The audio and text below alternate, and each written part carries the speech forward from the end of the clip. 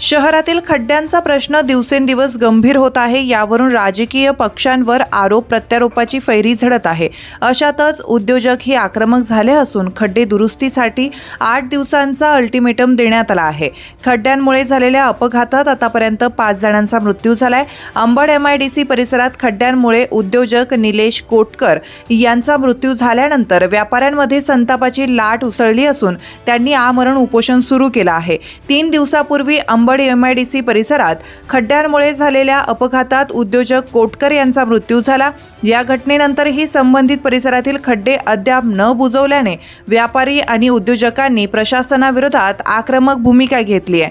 आंदोलनकर्त्यांनी आमरण उपोषण सुरू करत प्रशासनाकडे तातडीने खड्डे दुरुस्त करण्याची मागणी केली आहे. येत्या 8 दिवसात रस्त्यांची दुरुस्ती न झाल्यास मृतांचा अंत्यविधी स्थानिक लोकप्रतिनिधींच्या घरासमोर तर दशक्रियाविधी महापालिकेच्या प्रवेशद्वारासमोर करण्याचा इशाराही आंदोलनकर्त्यांनी दिला आहे. रस्त्याच्या दुरावस्थेमुळे नागरिकांचा जीव धोक्यात येत असल्याने प्रशासनाने तातडीने ठोस उपाययोजना कराव्यात अशी मागणी आंदोलनकर्त्यांकडून करण्यात येते. खड्ड्यांमुळे नाशिकची वाताहत झाली. पालकमंत्री, ते कुंभमेळा मंत्री, काय ते म्हणजे ते कुंभ आयुक्त काय जे आहे ते सगळे हे नुसते बैठका घेतात ना. किती बैठका झाल्या? त्याला काही लिमिट आहे? आणि त्या बैठका घेऊन मस्त नाश्ता पाणी, चहा पाणी आणि गप्पा मारणे. अरे जीव गेले, त्या जीवांवर म्हणजे जीव गेलेल्या लोकांवर सुद्धा तुम्ही बैठका घेऊन असता. तर काय शोकांतिका आहे नाशिकची.